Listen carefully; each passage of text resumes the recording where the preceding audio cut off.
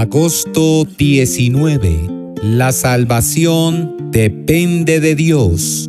Así que no depende del que quiere ni del que corre, sino de Dios que tiene misericordia. Romanos 9:16.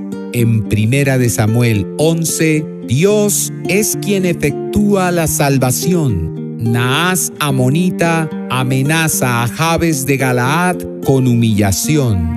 El Espíritu de Dios viene sobre Saúl en el verso 6, quien une a Israel, derrota al enemigo y libera al pueblo. Saúl mostró misericordia a quienes antes lo rechazaban en el verso 13, porque hoy el Señor ha hecho liberación en Israel.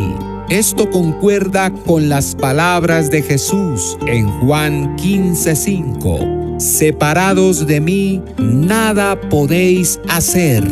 Dios usó a su rey imperfecto para salvar a Israel de su enemigo Naas, que significa serpiente, señalando a Cristo, el Rey perfecto, quien por medio de su sangre nos salvó de nuestros enemigos, el pecado y Satanás, la serpiente antigua.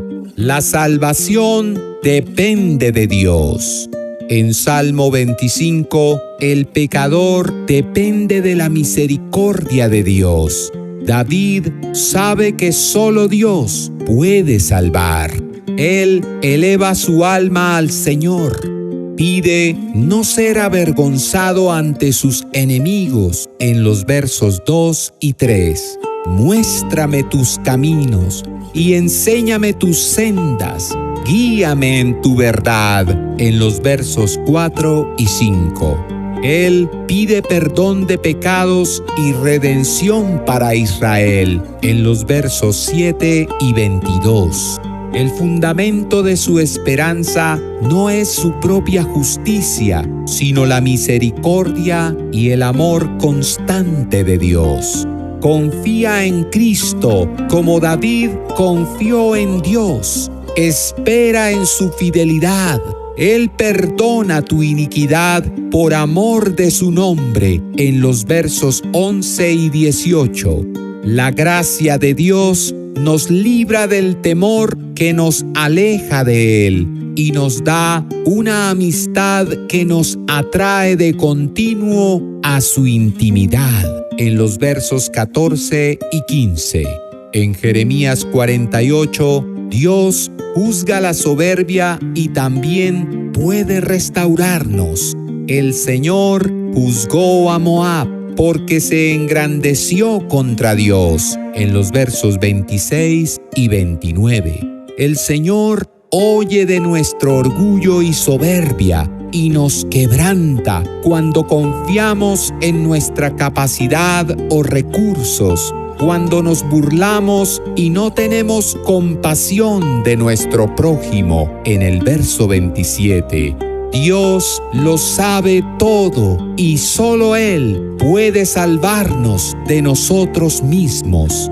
Dios juzgó a Moab con dureza, pero también le tuvo compasión, porque dice: restauraré el bienestar de Moab en el futuro, en el verso 47. Hasta aquí el juicio de Moab. El Señor muestra su maravillosa misericordia a pecadores indignos como nosotros. Aún después del juicio, Dios declara que restaurará. En Romanos 9, la misericordia pertenece soberanamente a Dios. Tendré misericordia del que yo tenga misericordia, y me compadeceré del que yo me compadezca. No depende del que quiere ni del que corre, sino de Dios que tiene misericordia. En los versos 15 y 16. Pablo, afligido por Israel, desea su salvación. La palabra de Dios no ha fallado, pero no todos son salvos en Israel. En los versos 6 y 7. Dios nos elige no por obras, sino por su misericordia.